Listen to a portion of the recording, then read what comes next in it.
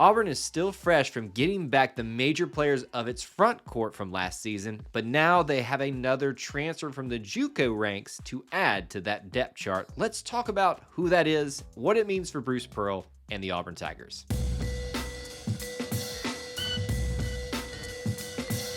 War Eagle, and welcome back to the channel. My name's Kyle here at E2C Network, where we share the whole Auburn experience. As you're watching or listening today, be sure to drop a comment down below about this particular topic.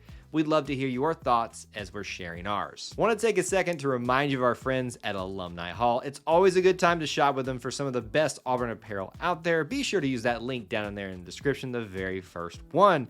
But especially since Father's Day is coming up, we got a special code for you to use to get 20% off for a limited time.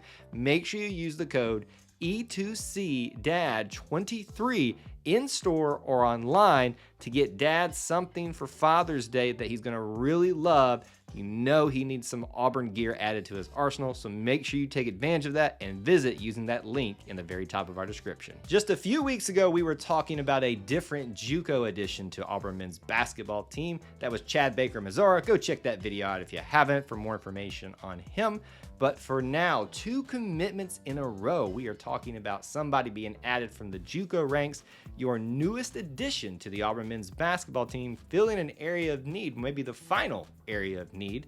Addarin Scott from NAVARRO College comes in as a junior to be part of the upcoming season for Bruce Pearl and the Auburn Tigers, and it makes him the 4th transfer thus far this season. Let's talk about the timeline of events that brought us to the point of his commitment today. It starts back with Yohan Traore, as a power forward, decided to leave Auburn after 1 season, opening up a spot at that particular position and skill set. We also were waiting on some of our other big men to make their decisions about the NBA, and thankfully, they all came back. More on them in just a little bit.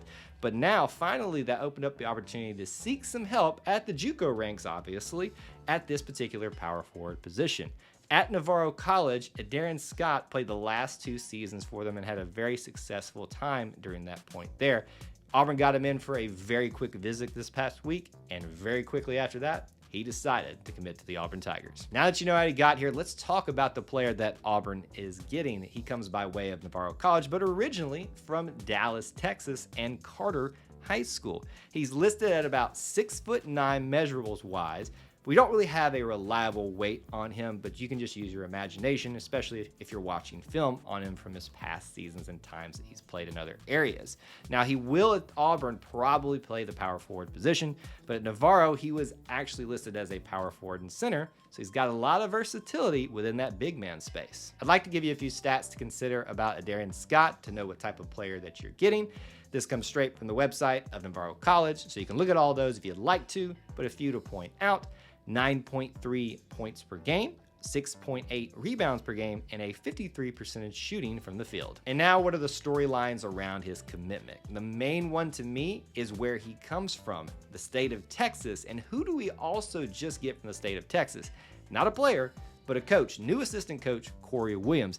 Now, I have nothing to back this up, but you gotta think that there was probably at least some familiarity for that coach and this player, and probably helped get him here to be part of this team and fill the need that Auburn had. And of course, we've already addressed that his commitment may see the end of additions thus far in this cycle. Now that you know a little bit about the player, let's talk about what it means for Auburn basketball. We start off with talking about the numbers. Now, overall, 5 total players added in the 2023 class, 4 transfers, and 1 is a traditional high school recruit. And this particular player, Addarin Scott, is the first power forward, or forward in general, typical forward that we've taken in this class. So what is his future when he arrives at Auburn? What's his playing time going to look like? We've addressed a few of these things already. Effectively, he's filling the spot vacated by Yohan Traore, so he's going to be utilized most likely in that way, but with some versatility, as we've already addressed.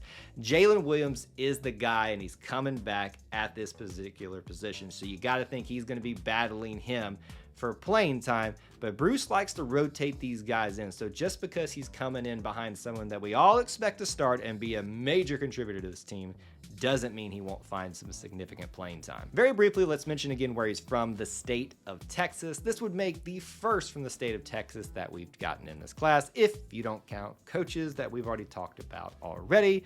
I would imagine with Coach Williams here, though, he will only be the first of people that we go seeking out in the great state of Texas. And finally, what does this commitment mean for the 2023 class as a whole and at the position? Position-wise, we feel the need, it's done. Now, for the class in general, there are 2 scholarships left. Bruce has said he doesn't plan to fill all of those up this season, at least that's what he plans to do. And there's likely going to be a walk-on that gets a scholarship as well. So with that in mind, you can basically say, for now, effectively, we are done. So that's my thoughts on your brand new commitment, Addarin Scott. Would love to know your thoughts down in the comments section below. Be sure to do that so you can be a part of this subscriber giveaway when we hit 4,000 subscribers. And also make sure you're subscribed because that's part of the process too. As always, check out the links in the description for ways that you can help support Alumni Hall and us here at E2C Network, where we share the whole Auburn experience. War Eagle.